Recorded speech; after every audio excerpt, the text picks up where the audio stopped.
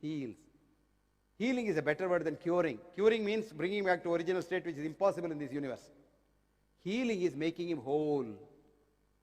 You can heal a dying patient also and make him feel happy. When once he is happy, he dies. And as Sanatana Dharma said, the soul does not die. A latest study in Illinois showed that dead patients' consciousness is still alive for as long as they are in the hospital. Beyond that, they have not studied. And as long as the dead body was in the hospital, the consciousness was alive. How many have read that book, Life After Death? Raymond Moody Jr. Of course, you can always criticize that it's not done. No, it is all done properly. And all that showed was, when you have a heart stopping and brain dead, when the brain doesn't get blood supply, you still can see your consciousness telling you. One nurse told this patient, they were giving him pumping and all. She came and said, hey, leave him alone here. He is dead. And she went. She was the main nurse in the theater. No? This patient had never seen that lady before. Okay? Anyway, he recovered and he was in the intensive care unit recovering very well. And this nurse, being the matron, she goes there and says, hi, how are you? Then she said, you are the lady who said this ass is dead. I am here alive. She collapsed. She collapsed. So, you have your consciousness, that's the energy in and around you, which the halo around you, and this energy is what heals. And this energy, why don't you use it to heal others? You spread this message. Quantum healing is very simple, I'll tell you. Quantum healing is, you create your own thoughts, and these are quantum thoughts. And the thoughts heal you. Because, if you go a little deep into quantum physics, the Planck's quotient says, every second, your matter and energy change 1044 times, which is called the Planck's constant. And just as every atom knows the blueprint of a molecule, every energy knows the blueprint of a matter.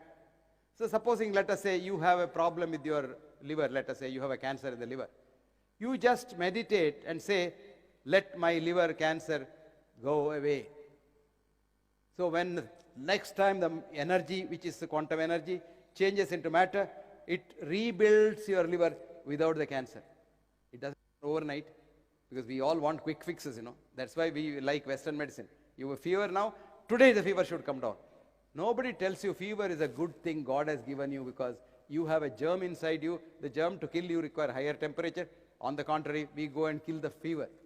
So instead of 1 day's recovery, which you would have had without the drug, you have 1 week's recovery and then say, oh, I'm a weakness, I can't go to the hospital, and all because of the drugs.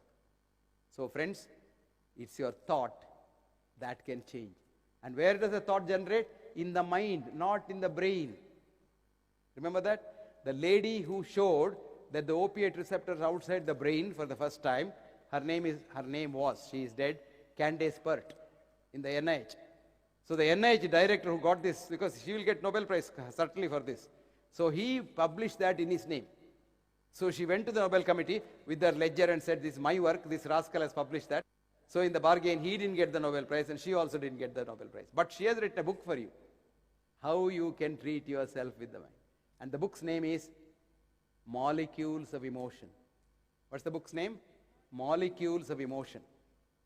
And the author's name? Candace, C-A-N-D-A-C-E, Pert, P-E-R-T. And there one sentence I'll tell you in that book. The book is very good. It tells her about her problems and things like that. She says, time has come for us now not to reach to the cupboard for pills for a headache. You take a quiet place in your house, better Guruji's pyramid, sit quietly for a little while and elevate your consciousness to a level where your consciousness, your mind can heal your headache. Drugless treatment. So fascinating. And a lot of people will say, oh, what is homeopathy? I can't see any chemistry in homeopathy. I test it, there's no chemistry. There can't be chemistry because it's not meant to be chemistry. Now, Rustum Roy has found out the structure of water, which has got loose bands. You put any medicine, say a drop of Sambucus nigra into medicine, that changes the structure of medicine. And the same structure remains changed even if you dilute it 1 million times. And it's a change structure's energy that heals and not the chemical. Chemical, if you give it to the body, it destroys. Here there's no chemical, only changed water. And water is alive. We were taught in botany that water is sucked up the tree by capillary action. No, water is so alive, like a snake, it can go wherever it wants to go. Water is fascinating. So the new science of evolutionary biology has clearly taught us that the human system is a closed system. Vis-a-vis the Western science, which says human system is an open system. What is the difference between the two? Simple difference is, in the olden days, you wanted hot water in Bangalore for a bath, you had to take a bucket of water and put your heater inside that. When the water is hot, you have to remove the heater yourself, which means for the water to be heat or cold, you require an outside agency, a doctor, to do that. Today, we have come to a geyser. You switch on and go away. The water heats on its own, and the water is hot, the adapter will push it off, and when the water becomes cold, it becomes warm again. So human system is like that. It has got an inbuilt doctor, the most qualified doctor. He is above PhD. His name is the immune system. And we have to guard our immune system very, very carefully. That is the essence of Ayurveda, which says, swasthasya swastha rakshitam. Preserve the wellness of the healthy. And to do that, Ayurveda has elaborate systems of panchakarma. And when your immune system is guarded, you can't get any disease, including cancer. So friends, though it is very easy to say, it is difficult to do. You have to do certain things because you must have an environment in your body which is conducive for health. Now, for example, we eat so many things. Like, we are carnivores, except eating man. Of course, we eat man every day. But except eating man in physical sense, we eat all animals. So this makes your body's environment acidic. Acid environment, cells cannot survive. So the cells mutate and become cancer. You just have to make it alkaline. Very simple. You can drink alkaline water. God has given you a fantastic alkaline water. That's called tender coconut water. Now today in America, every house has cartons of tender coconut water. Not Coca-Cola and Pepsi and all. Tender coconut water. Tender coconut water is such a fascinating alkaline liquid that if you have every day a tender coconut water, cancer will find it very difficult to come in. Supposing you can't get tender coconut water, let us say you are not in the tropics. Somebody will say, I'm from Timbuktu in Canada, or I'm in Quebec or somewhere. You still can do that. You get a lime piece, put it in your drinking water, pieces of lime, cut it, and then drink that water next day. Preferably keep it in either silver, gold, or bronze, or copper vessel. I tell you, it becomes so healthy. So friends, preserving health is more profitable than treating diseases. Diseased population in this world is only 5% on a given day. 95% of the people are healthy. So it's more profitable to look after these healthy people by trying to preserve their health, as Ayurveda says, than otherwise. So the future is for quantum thinking. But healing is not done by quantum energy. Healing is done by spiritual energy, which is much higher than quantum energy. And there are no quanta in the spiritual level. The spiritual energy comes from our spiritual beliefs. Spirituality is not religion. If I bend it down for practical level, do you know what spirituality? Sharing and caring. If you share and care, you become a spiritual person. And when you share and care, you become a healthy person. There's a beautiful saying in Massachusetts General Hospital. There was a man called Peabody, Francis Peabody, who was the director of the Mass General Hospital in 1927, he retired. He gave a motto which they have written there. Patient care is caring for the patient. Did you understand that? Patient care is caring for the patient. That's the motto of the Massachusetts General Hospital. You go there, it's written on the wall. Patient care is caring for the patient. Caring. That's what D.H. Lawrence wrote. Our progress in this world is trouble, but care. And care for others, you will be a healthy person. Scare others, you will be an unhealthy person. Hate others, you will get autoimmune disease. Now let me once again thank Guruji, the organizers, and all of you for a patient hearing. I know what you will say when you go home. Why did they call that foolish fellow? He was talking something I didn't understand. I was a friend of mine who used to go from place to place lecturing. He was a parish priest, but a Protestant one, not a Catholic one. So one day he was Sunday it was, and he was in Bangalore, and he was staying in a hotel, and he wanted to write a letter to his wife, because those days there was no email and all. So he wrote a letter, wanted to post it. So he came out of the hotel, being Sunday, he didn't know where the post office is. But there are a couple of urchins playing on the roadside. So he told the kids, can you show me the post office?